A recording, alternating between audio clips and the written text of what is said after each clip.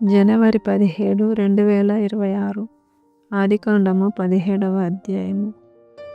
అబ్రాము 99 ఏండ్ల వాడైనప్పుడు యెహోవా అతనికి ప్రత్యక్షమై, నేను సర్వశక్తిగల దేవుడును, నా సన్నిధిలో నడుచుచు నిందారహితుడవై యుండుము. నాకును నీకును మధ్య నా నిబంధనను నియమించి నిన్ను అత్యధికముగా అభివృద్ధి పొందించెదనని అతనితో చెప్పెను.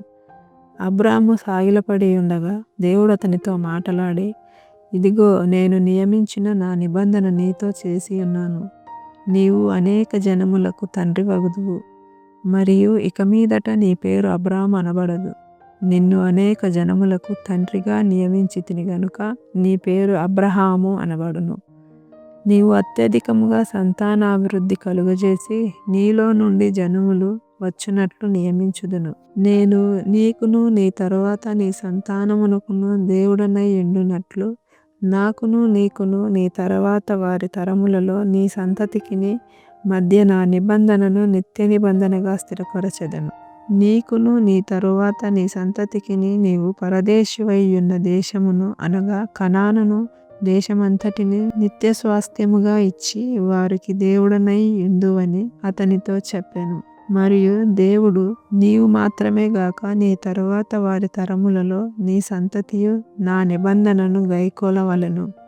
నాకును నీకును నీ తరువాత నీ సంతతికిని మధ్య మీరు గైకొనవలసిన నా నిబంధన ఏదనగా, మీలో ప్రతి మగవాడును సున్నతి పొందవలెను. మీరు మీ గోప్యాంగ చర్మమున సున్నతి పొందవలెను. అది నాకు నీకు మధ్యనున్న నిబంధనకు సూచనగా ఉండును.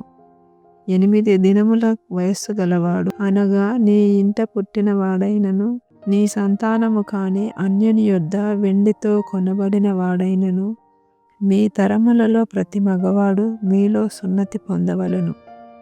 నీ ఇంట పుట్టినవాడును నీ వెండితో కొనబడువాడును తప్పక సున్నతి పొందవలెను. అప్పుడు నా నిబంధన మీ శరీరమందు నిత్య నిబంధనగా ఉండును. సున్నతి పొందని మగవాడు అనగా ఎవని గోప్యాంగ చర్మమున సున్నతి చేయబడదో అట్టివాడు తన జనులలో నుండి కొట్టివేయబడును. వాడు నా నిబంధనను మీరియున్నాడని అబ్రహాముతో చెప్పెను.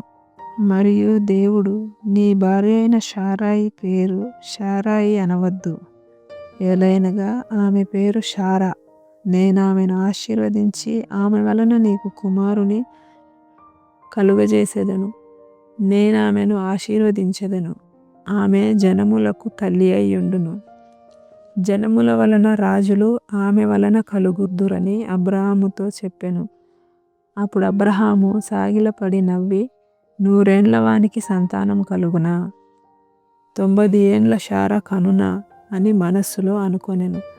అబ్రహాము, ఇష్మాయేలు నీ సన్నిధిని బ్రతుకననుగ్రహించుము అని దేవునితో చెప్పగా, దేవుడు, నీ భార్య అయిన శారా నిశ్చయముగా నీకు కుమారుని కనును. నీవతనికి ఇస్సాకు అని పేరు పెట్టుదువు. అతని తరువాత అతని సంతానము కొరకు నిత్య నిబంధనగా నా నిబంధనను అతనితో స్థిరపరచెదను. ఇష్మాయేలును గూర్చి నీవు చేసిన మనవి నేను వింటిని. ఇదిగో, నేనతనిని ఆశీర్వదించి అతనికి సంతానాభివృద్ధి కలుగజేసి అత్యధికముగా అతని విస్తరింపజేసేదను. అతడు 12 మంది రాజులను కనును. అతనిని గొప్ప జనముగా చేసేదను. అయితే వచ్చు సంవత్సరము ఈ కాలమందు శారా నీకు కనబోవు ఇస్సాకుతో నా నిబంధనను స్థిరపరచెదనని చెప్పెను. దేవుడు అబ్రహాముతో మాటలాడుట చాలించిన తరువాత అతని యొద్ద నుండి పరమునకు వెళ్ళెను.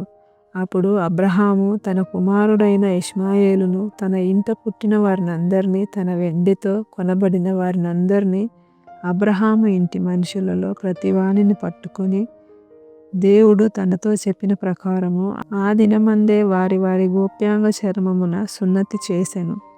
అబ్రహాము గోప్యాంగ చర్మము సున్నతి చేయబడినప్పుడు అతడు 99 ఏండ్లవాడు. అతని కుమారుడైన ఇష్మాయేలు గోప్యాంగ చర్మము సున్నతి చేయబడినప్పుడు అతడు 13 ఏండ్లవాడు.